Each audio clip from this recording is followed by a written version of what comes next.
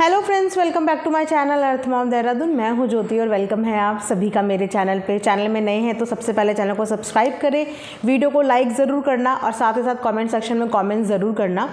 मैंने 1-2 दिन वीडियो नहीं बनाई तो कुछ लोगों को लगा कि शायद हम डर गए। जी नहीं, हम डरे नहीं हैं, हम बस इस चीज़ का इंतज़ार कर रहे हैं कि किसी को किसी की ज़िंदगी जीने दी जाए। लेकिन अगर आप किसी को ज़िंदगी जीने में प्रॉब्लम क्रिएट करने की कोशिश करेंगे, सिर्फ चुनिंदा कुछ लोग जो आईडीज़ के पीछे कौन है वो बखूबी जानते होंगे, तो देखिए फिर टाइम टू टाइम हमें भी डोज देने के लिए और वीडियो बनाने के लिए आना पड़ेगा। क्योंकि आज के डेट में एक इंसान को सबसे ज़्यादा प्रॉब्लम पता है कब होती है? जो वो दूसरे इंसान को खुश देखता है। कुछ ऐसी ही जलन और प्रॉब्लम होने लगी है सपना के कुछ सो कॉल्ड हेटर्स को, जिनकी संख्या बहुत कम है, लेकिन जो कम संख्या में भी जो गंदगी फैला रहे हैं ना, इस गंदगी का जवाब देने के लिए देखिए टाइम टू टाइम आना पड़ता ही है। क्योंकि अभी शायद सपना इतने अच्छे स्टेट ऑफ माइंड में नहीं है कि वो अपनी हर चीज़ पढ़ सके या जो आजू बाजू चल रहा है उस चीज़ पर ध्यान कर सके। इसीलिए उन सब चीज़ों पर खबर रखने के लिए, उन सब चीज़ों पे नज़र रखने के लिए हम यहाँ पे बैठे हुए हैं। तो अंशु का वीडियो आया, सबको बहुत अच्छा लगा, मेरे को भी बहुत अच्छा लगा। अंशु को वीडियो बनाते हुए देख के अच्छा लगा। साथ में अंशु ने जो इतनी मैच्योरिटी से लास्ट में एंडिंग करी वो भी बहुत अच्छी लगी। लेकिन जो समझदार लोग होंगे ना, वो उसकी शक्ल देख के समझ सकते होंगे, और वो समझदार लोग सपना की शक्ल देख के भी समझ सकते होंगे कि उनके दिल में क्या चल रहा है। लेकिन वो कुछ ही समझदार लोग होंगे जिनके दिल के अंदर दिल होगा, और जिनके अंदर दिल नहीं होगा वो शायद इतना डीपली ना ऑब्जर्व कर पाएंगे, ना ही इतना समझ पाएंगे। तो अंशु की वीडियो आने के बाद कुछ लोग वहाँ पे धड़ाले से पहुँच गए। अब क्योंकि ये बात बहुत लोग जानते हैं कि इस वक्त दोनों के दोनों अपना कमेंट सेक्शन ठीक से मैनेज नहीं कर पा रहे हैं, वो वीडियो ही बना रहे हैं, यही बहुत बड़ी बात है। तो कमेंट सेक्शन मैनेज करना शायद इस समय पे उनकी प्रायोरिटी भी नहीं होगी। तो लोगों को लगता है कि हमें छूट मिल गई और हम यहाँ पे आके कुछ भी बकवास कर जाएंगे। जहाँ पे कुछ लोगों ने अंशु की तारीफ़ करी, अंशु की मैच्योरिटी की तारीफ़ करी, और इस बात में तारीफ़ करी कि देखो अंशु के अंदर कितने अच्छे संस्कार हैं, सपना के साथ रह के कितनी मैच्योरिटी वो भी सीख गई है, वहाँ से संस्कार इसके अंदर आए हैं। लेकिन कुछ चुनिंदा लोगों को ये बात डाइजेस्ट नहीं हुई। उन्हें लगा कि हाय हाय कैसे सपना की तारीफ़ कर दी, क्योंकि सपना की तारीफ़ सुनना उनके लिए ऐसा है जैसे कि जहर का घूंट पीना। अब ये कौन हो सकते हैं आईडीज़ की आड़ में, आप समझ ही सकते हो, क्योंकि ऑडियंस सपना को बखूबी और बहुत प्यार कर रही है, वो हम सबको पता है। तो वहाँ पे स्पेशली अंशु ने उस कमेंट को लाइक किया जिस कमेंट में सपना के लिए लोग तारीफ़ कर रहे थे। तो अंशु ने उस कमेंट को लाइक किया। अंशु का लाइक करना भी उन लोगों को इतना खटक गया कि नीचे आके बकवास करनी शुरू कर दी, और एक ही आईडी से इतने कमेंट्स करने शुरू कर दिए कि वो क्या संस्कारों की बात करेगी, वो क्या संस्कार देगी, खुद भी नचनिया थी, अपनी तरह नचनिया बना देगी। तो एक बात मुझे बताइए, बहुत आसान होता है ना किसी को भी नचनिया बोलना, और सोचिए कि एक इंसान अपने अंदर का टैलेंट, अपने अंदर की कला आपके सामने दिखा रहा है। वो तो मेहनत करके वो कला दिखा रहा है, लेकिन आप बिना मेहनत करे हुए वो कला देख रहे हो। तो कौन ज़्यादा ख़राब इंसान है? आप बिना मेहनत करे हुए फोकट में वो कला देख रहे हो, और सामने वाला बंदा उस पर्टिकुलर 15 सेकंड 20 सेकंड जिसको आप नचनिया बोलते हो, उस डांस स्टेप को सीखने के लिए कितनी ज़्यादा मेहनत करता है। और इतनी आसानी से आप किसी को भी जज करते हो, किसी के भी संस्कारों को जज करते हो उसकी कला से। आप एक नृत्य को, जो कि एक कला है जिसकी पूजा तक होती है, आप उस कला को नचनिया का नाम दे रहे हो। आप सोच भी रहे हो कि आप बोल क्या रहे हो, और किसी के संस्कार आप उसकी डांस से रिलेट कर सकते हो। हर किसी इंसान के अंदर टैलेंट होता है, और अगर इतना ही बुरा लगता है आपको किसी का नाचना गाना, तो फिर ऐसे लोगों को तो स्मार्टफोन भी यूज़ नहीं करना चाहिए। क्या कर रहे हैं फिर आप सोशल मीडिया में? क्यों कमेंट करने आप यहाँ पे आ रहे हैं? क्यों व्लॉग आप यहाँ पे देख रहे हैं? क्योंकि ये सारा एंटरटेनमेंट इंडस्ट्री है। सोशल मीडिया एंटरटेनमेंट इंडस्ट्री है, और एंटरटेनमेंट का हिस्सा होता है डांसिंग, सिंगिंग, कॉमेडी, कुछ भी। तो फिर आपको तो फ़ोन ही यूज़ नहीं करना चाहिए, टीवी टेलीविज़न कुछ भी नहीं देखना चाहिए। अगर आपकी डिक्शनरी में डांस फॉर्म का, रील का मतलब नचनिया होता है, तो इन्हें ये लगता है कि अगर अंशु सपना के साथ और लंबा रहती तो सपना जो है अंशु को भी नचनिया बना देती। अच्छा होता ना अगर सपना के अंदर डांस करने का टैलेंट है, वो बहुत अच्छा डांस करती है, हमने खुद देखा है। शायद आप उसके डांस की एक लचक भी अपनी बॉडी में ना ला पाएँ। बोलना बहुत आसान होता है, कभी एक ठुमका मार के तो दिखाना, पता चल जाएगा कि बॉडी में कितने एफर्ट्स लग के एक स्मूथ ठुमका लगता है। बोलना आसान होता है, लेकिन जब वो कला करनी पड़े ना तब पता चलता है। ठीक है, तो सपना ब्लेस्ड है, और हर वो इंसान ब्लेस्ड है जिसके अंदर नृत्य की कला है। बहुत ब्लेस्ड है वो इंसान, ठीक है। तो इस चीज़ को आप अपनी गंदी ज़ुबान में गंदे वर्ड्स के साथ कंपेयर मत करो। इन्हें सिर्फ बुरा इस बात का लगा कि कुछ लोगों ने सपना के संस्कारों की तारीफ़ कर दी क्योंकि अंशु के अंदर वो मैच्योरिटी देखी। अब इसमें देखिए, अब अंशु को वो संस्कार चाहे सपना से मिले हैं, चाहे अपने बुआ फूफा से मिले हैं जहाँ वो रहती थी, लेकिन वो बच्ची जो है वो जिस माहौल में रही है ना, उसने भी सपना के साथ वो सब चीज़ें ऑब्ज़र्व करी है, वो सब चीज़ें उसके साथ झेली है। जैसे कि सपना के हस्बैंड इस दुनिया से गए, उन माता पिता के बच्चे उस दुनिया से गए, अंशु के भाई इस दुनिया से गए, जिन भाइयों के साथ अंशु ने अपना बचपन गुजारा था। तो अंशु ने बहुत छोटी सी उम्र में बहुत सारी चीज़ें वहाँ पे देखी जो शायद हम लोग अपनी शादी के बाद एक्सपीरियंस करते हैं। उसने वो सब चीज़ें अपनी शादी से पहले देख ली, किस तरीके से बहू के साथ बिहेव होता है वो उसने देख लिया। दो लोगों को जवानी में अपने घर से जाते हुए उसने देख लिया, 2 छोटे बच्चों को अपनी गोदी में उसने खिला लिया, 2 बुज़ुर्गों की सेवा उसने कर ली। तो उस लड़की ने अपनी कम उम्र में बहुत सारी चीज़ें देख ली, जिसकी वजह से इस उम्र में उसके अंदर मैच्योरिटी लेवल शायद बड़े बच्चों से भी ज़्यादा आ गया है, वो ठहराव आ गया है। जिस एज में लड़कियां बाहर अपने फ्रेंड्स के साथ घूमती हैं, मस्ती करती हैं, पार्टीज़ करते हैं साथ में दोस्त फ्रेंड्स मिलके, उस उम्र में उस लड़की ने अपना पूरा घर संभाला। वो स्कूल जाती है, स्कूल से आने के बाद घर आती है। हमने आज तक कभी नहीं देखा कि अंशु की कोई फ्रेंड है या अंशु अपनी किसी फ्रेंड के साथ पार्टी में गई है या किसी बर्थडे सेलिब्रेशन में गई है, कुछ भी नहीं। जैसी लाइफ वहाँ पे उसकी भाभी जी रही थी, वो अपनी भाभी के साथ उस ज़िंदगी में खुश थी, क्योंकि भाभी ही उसकी दोस्त थी और भाभी ही उसकी बहन थी और भाभी के साथ वो बहुत खुश रहती थी। तो उसने बहुत कम उम्र में बहुत सारी चीज़ें वहाँ पे देखी हैं, अपनी भाभी को रोता हुआ देखा है, अपनी भाभी के हेल्थ इश्यूज़ देखे हैं। तो उसके अंदर वो मैच्योरिटी है और वो अपने हिसाब से, जितनी उसकी उम्र नहीं भी है, उस हिसाब से चीज़ों को संभालने की कोशिश कर रही है। तो अगर वहाँ पे सपना के संस्कारों की तारीफ़ कर दी कि सपना ने अच्छे संस्कार यहाँ पे अंशु को दिए हैं, तो इसमें इतनी ज़्यादा मिर्च लगने वाली कौन सी बात थी कि आपने उन संस्कारों के ऊपर इतना गंदा गंदा कमेंट करना शुरू कर दिया। यहाँ तक भी बात ख़त्म नहीं होती है, क्योंकि आप सबने देखा कि जो सपना है वो लखनीत फैमिली के पास गई थी और आपने देखा कि उन्होंने अपने एंड पे सपना को खुश रखने की बहुत कोशिश करी। और खुश रखने से ज़्यादा ये तमाचा उन तमाम लोगों के लिए है, सिर्फ उन चुनिंदा तमाम लोगों के लिए जिनको शायद ये लग रहा था कि देखो 4 दिन में ये तो उठ के कहीं भी मुंह उठा के चली गई। शायद आप लोगों को ये पता नहीं, या फिर शायद आप लोग लखनीत फैमिली को फॉलो नहीं करते हो, उनके व्लॉग्स फॉलो नहीं करते हो। जो लखनीत का जो घर है ना, आप उसको एक बोल सकते हो कि घर कम एक ऑफिस स्पेस। वो लोग इतने वर्कहॉलिक हैं, इतने प्रोफेशनल हैं कि शायद उनके घर में किसी को गॉसिपिंग का टाइम भी नहीं होगा। वो इतने ज़्यादा प्रोफेशनल हैं और इतने ज़्यादा वर्कहॉलिक हैं अपने काम में। पूरी कंट्रोवर्सी के दौरान नीतू ने और दिल और मन लगा के अपना काम किया था, जिस समय उनकी खुद की पर्सनल कंट्रोवर्सी चल रही थी। तो सपना को वहाँ पे ले जाने का मोटिव उनका ये था कि सपना को भी लाइफ का ये एक चीज़ सीखने को और देखने को मिले कि लाइफ में कुछ भी होता हो, उसके लिए हमें अपना काम कभी भी कॉम्प्रोमाइज़ नहीं करना चाहिए। कर्म ही पूजा है। जहाँ पे सपना 5-5, 6-6 हफ्ते भर अपनी वीडियो व्लॉग नहीं बनाती है क्योंकि वो टेंशन में रहती है। तो उस माहौल में ले जाके उस एनवायरनमेंट का उसको दर्शन कराना था कि देखो, जब आप अपने काम के प्रति लॉयल नहीं रहोगे, ऑनेस्ट नहीं रहोगे, तो फिर आप किसी और चीज़ से क्या उम्मीद करोगे। आज सिर्फ पैसों का खेल था। आज इंसान और पैसों के बीच में से सामने वालों ने पैसों को चूज़ किया, इंसानों को छोड़ दिया। तो यहाँ से सपना को भी एक लेसन मिलना चाहिए कि पैसे आज की डेट में कितने ज़्यादा इम्पॉर्टेंट हो गए हैं कि पैसे के लिए लोग रिश्ते तक को कुर्बान कर रहे हैं। और जब अब सपना के पास कुछ बचा ही नहीं है, फाइनेंशियली उसे बहुत लॉस हो चुका है, और जो उसका पीक टाइम था, जिस टाइम पे उसने अच्छा अर्न किया था, वो उसकी जो वैल्यू थी, जो उसकी मनी थी, जो उसका इन्वेस्टमेंट था, वो सब जा चुका है। तो अब तो उसको डबल ट्रिपल मेहनत से काम करनी पड़ेगी, क्योंकि अब उसको वापस से एक तरीके से ज़ीरो से शुरुआत करनी है अपनी ज़िंदगी की। तो वहाँ पे जब वो लखनीत फैमिली में गई होगी, तो वहाँ पे उनका जो एनवायरनमेंट उसने देखा होगा कि किस तरीके से वो सुबह उठते हैं, कैसे उनका हर एक कंटेंट बिल्कुल रेडी होता है, किस तरीके से नीतू डायरी मेंटेन करती है, हर एक कंटेंट वो अपना स्क्रिप्ट तैयार करके अपने काम पे लग जाती है। नो मैटर कि बाहर क्या हो रहा है क्या नहीं हो रहा है, वो अपने काम में लग जाती है। तो वहाँ पे जाने का मोटिव यही था कि सपना को एक सिस्टमैटिक और एक ऑर्गेनाइज वर्क करने का तरीका पता चले। उसके भाइयों को वहाँ पे एडिटिंग सिखाई गई, क्योंकि अभी तक जो सपना करती थी वो वीडियो बना देती थी, बाकी उसका थंबनेल बनाना, उसकी एडिटिंग वगैरह या वीडियो अपलोड करना वो सब अंशु का काम था।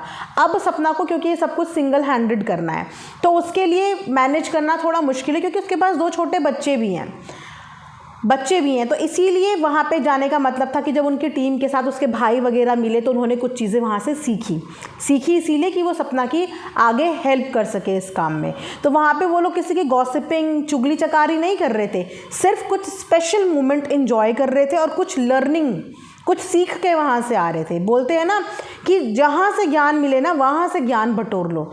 वो वहाँ पे किसी का गॉसिपिंग या किसी का नुकसान या घूमने फिरने या ऐसे नहीं गई थी, अपने आप को थोड़ा सा पीसफुल जगह पे लेके गई थी, बच्चों को फॉर अ चेंज लेके गई थी, और साथ में कुछ चीज़ें जो टिप्स एंड ट्रिक्स होते हैं आगे बढ़ने के लिए वो सीखने के लिए वो वहाँ पे गई थी, जहाँ पे उन लोगों ने उनको स्पेशल फील कराने के लिए अपनी तरफ से मैक्सिमम एफर्ट्स डाले हैं। तो इसमें कहाँ से बुरी या कहाँ से गलत हो गई वो, है ना। वेल, जिसकी जितनी सोच, किसी की सोच हम बदल नहीं सकते, लेकिन हाँ मैं अपनी वीडियो से जितने लोगों को भी समझा पाऊँ मैं वो कोशिश ज़रूर करती हूँ कि मैं आप में से कुछ लोगों को तो समझा ही पाऊँ। वैसे तो मैं जानती हूँ कि आप लोग बहुत समझदार हैं, ऐसे ऐरे गहरे नत्थु खैरे लोगों की बातों में आप आने वाले नहीं हैं, लेकिन स्टिल मैं अपने तरफ से सिर्फ एफर्ट्स डाल सकती हूँ। उसके अलावा मुझे एक मोस्ट इम्पॉर्टेंट कॉमेंट आपके सामने पढ़ना है और वो मैं बिल्कुल आपके सामने ही पढ़ना चाहती हूँ। हाँ, तो यहाँ पे बहुत प्यार से किसी ने एक कमेंट किया है, ये कमेंट कहीं और नहीं, सपना की ही वीडियो ब्लॉग के नीचे आया है। जैसे कि मैं बोल रही हूँ आपको कि इस समय पे सपना शायद अपना कमेंट सेक्शन मैनेज नहीं कर पा रही है, तो जितने नेगेटिव पॉजिटिव कमेंट्स हैं आपको उसके कमेंट सेक्शन में देखने को मिल जाएंगे। तो वहाँ पे किसी ने कमेंट किया है कि मैं आपके ब्लॉग डेली देखती हूँ, हर रोज़ देखती हूँ, लेकिन मैं एक ही बात हर बार सोचती हूँ कि आज तक आपने अपने व्लॉग में सिर्फ झूठ दिखाया है, कभी भी सच नहीं दिखाया। चाहे अपने सास ससुर के लिए हो, चाहे किसी के लिए भी हो, आपने सब झूठ दिखाया। सबसे झूठे व्लॉग आपके होते हैं हमेशा। और मुझे तो लग रहा है कि जो सूरज दिखते थे कि आप खुश हो, वह भी झूठ होता था। आपने हमेशा ही झूठ दिखाया। बल्कि रेखा दीदी ने जब कहा था कि आपके ससुर बहुत ख़राब हैं, आपने उनके खिलाफ़ भी कहा कि वह गलत है, जबकि आपके सास ससुर सच में ही ख़राब थे। आपका सबसे ज़्यादा झूठे लोग होते थे। अभी भी मैं देखती हूँ, ऐसा लगता है जैसे मैं झूठ देख रही हूँ। अब ये जो कमेंट है ना, मैं समझ नहीं पाई कि मैं इस कमेंट को नेगेटिव वे में लूँ, मैं पॉजिटिव वे में लूँ। आप लोग भी ज़रूर बताना मुझे कमेंट सेक्शन में इस पर्टिकुलर कमेंट के बारे में, क्योंकि कहीं ना कहीं इनका बोलना सही भी है, क्योंकि ये चीज़ हमें अभी बीते दिनों पता चली है कि सपना ने आज तक अपनी व्लॉगिंग में जो चीज़ें दिखाई हैं वो झूठ दिखाई हैं। लेकिन बोलते हैं ना कि अगर एक झूठ से किसी का घर बसता हो, एक झूठ से किसी को खुशी मिलती हो, तो वो झूठ जो है वो 100 सच के बराबर होता है। आज सोचिए कि उसको झूठे व्लॉगर का टैग मिल रहा है, उसको बोला जा रहा है कि वो एक झूठी व्लॉगर है जिन्होंने अपने कंटेंट में हमेशा अपनी ऑडियंस को झूठ दिखाया है। तो मैं ये बोलूँगी कि आप लोगों का बोलना भी सही है, लेकिन अगर आप गहराई से इस बात को सोचो तो उसने वो झूठ अपने परिवार की खुशी के लिए किया। वो झूठ उसने उन तमाम ऑडियंस की खुशी के लिए किया जो शायद उस वक्त पे उसके आंसू नहीं देख पाते। उनको भी नेगेटिव कमेंट, उनको भी कोई नेगेटिव चीज़ें ना यहाँ से जाती। बोलते हैं ना कि एक इन्फ्लुएंसर का काम होता है दुनिया को अच्छा इन्फ्लुएंस करना, समाज में एक अच्छा मैसेज देना। तो हर एक इन्फ्लुएंसर के ऊपर ये भी एक सबसे बड़ा प्रेशर होता है, और इस प्रेशर की वजह से भी वो कभी कभी जो चीज़ें वो उसके ऊपर बीत रही होती हैं ना, वो भी वो फ्रेंकली नहीं बता पाता, क्योंकि उसके ऊपर ये पब्लिक प्रेशर भी होता है कि मेरे इस स्टेटमेंट के बाद पब्लिक मेरे बारे में क्या सोचेगी, मेरे बारे में क्या बोलेगी। तो सपना ने अपने व्लॉग के दौरान जो अपनी खुशी, झूठी खुशी आप लोगों को दिखाई, अपने सास ससुर की झूठी चीज़ें आप लोगों के सामने दिखाई, वो जस्ट इसीलिए दिखाई कि आप लोगों के पास या पूरी ऑडियंस के पास ये मैसेज ना जाए कि देखो इंडियन फैमिलीज़ ऐसी होती हैं। उसने हर एक चीज़ का क्रेडिट अपने ससुराल वालों को दिया, हर एक चीज़ में उनकी तारीफ़ करी, अपने हस्बैंड्स की तारीफ़ करी, सब कुछ दिखाया। हाँ, आप लोग बोल सकते हो कि झूठा दिखाया, लेकिन वो झूठा किसी की खुशी के लिए दिखाया था, अपनी खुशी के लिए नहीं। और आज भी आपको उसके चेहरे को देख के ऐसा लग रहा है कि वो झूठी बोल रही है। तो वो झूठ बोल नहीं रही है, वो झूठ खुश होने का नाटक ज़रूर कर रही है। वो अभी भी अंदर से खुश नहीं है, लेकिन व्लॉगिंग करना उसका ज़रूरत बन गई है। पहले शायद हो सकता है कि उसका सपना हो या उसका ख्वाहिश हो, लेकिन अब व्लॉगिंग करनी उसकी ज़रूरत है उसकी। तो इस वक्त पे अगर चाहे आपको उसके चेहरे पे झूठी मुस्कान फील हो रही हो या ऐसा लग रहा हो कि वो ज़बरदस्ती की चीज़ें कर रही हैं, क्योंकि हम भी जानते हैं इतनी जल्दी कोई भी इंसान अपने ट्रॉमे से बाहर नहीं आ पाता। और छोटा मोटा नहीं है, बहुत बड़ा डिसीज़न उसने लिया है, जिस डिसीज़न में उसको सोचे कि पुलिस थाने तक के चक्कर भी काटने पड़ गए, जहाँ पे वो अपने राइट्स के लिए, अपने खुद के पर्सनल इंसाफ के लिए नहीं लड़ पाई और सब कुछ उसने सिर्फ नेगेटिविटी की वजह से कुर्बान कर दिया। तो यहाँ पे भी तो देखिए उसने कितना अच्छा मैसेज दिया है समाज को, कितना अच्छा मैसेज दिया है। जहाँ पे अगर एक लड़की की ससुराल में ज़रा भी अनबन हो जाती तो वो अपने हक़ के लिए कोर्ट कचहरी के चक्कर कटवा देती है और अपने हक़ के लिए आखिरी टाइम तक लड़ती है। और यहाँ पे उसने एक झटके में सब चीज़ें कुर्बान कर दी। तो यहाँ पे भी उसने एक अच्छी बहू का एग्जाम्पल हमारे सबके सामने प्रस्तुत किया। भले ही उसने झूठे व्लॉग दिखाए हों, लेकिन उसके झूठे व्लॉग में उसके घर की इज्जत बच रही थी, ऑडियंस एक अच्छा इन्फ्लुएंस हो रही थी, ऑडियंस के पास एक अच्छा मैसेज जा रहा था। लेकिन झूठे वीडियो दिखा दिखा के कहीं ना कहीं वो अपने आप को ही ख़त्म करती जा रही थी। तो बस इस पूरे झूठ के सफ़र में उसने एक दिन सच बोलने की हिम्मत कर दी, और उस दिन जिस दिन उसने सच बोल दिया उस दिन शायद उसको अपने अंदर से रिलीफ मिल गया हो, क्योंकि इतने सालों से जो गुमार वो अपने अंदर लेके बैठी है वो अभी भी रोक के बैठी है। वो अभी भी इसी वजह से रोक के बैठी है कि मेरे कोई भी नेगेटिव स्टेटमेंट से ऐसा ना हो कि माहौल बिल्कुल ख़राब हो जाए। जब इंसान पे बीतती है ना तो उसे समझ नहीं आता कि मैं क्या करूं, मैं किसको बोलूं, मैं क्या करूं। तो वहाँ पे उसे ये लगता है कि मैं अपनी सोशल मीडिया फैमिली से जाके शेयर कर लूँ। एक व्लॉगर, एक यूट्यूबर जो वीडियोस बनाता हो उसको पता होगा कि वो अपने इमोशंस कैमरे के आगे निकाल देता है। हम ना चाहकर भी कैमरेस के आगे अपने इमोशंस निकाल देते हैं और हम सोचते हैं कि हम किसको बता रहे हैं, लेकिन हमें वो बता के इतना हल्का फील होता है। शायद वही हल्का सपना ने 2 से 3 वीडियोस बनाई होंगी, उसको उसमें फ़ील हुआ होगा। उसके अंदर जो इतनी सारी चीज़ें चल रही थी, इतना कुछ भरा हुआ था, और अगर वो बाहर नहीं निकालती तो कहीं ना कहीं वो डिप्रेशन में चली जाती, बहुत ज़्यादा स्ट्रेस में चली जाती। कभी कभी बोलते हैं कि बातें शेयर करने से इंसान का मन और दिल हल्का होता है।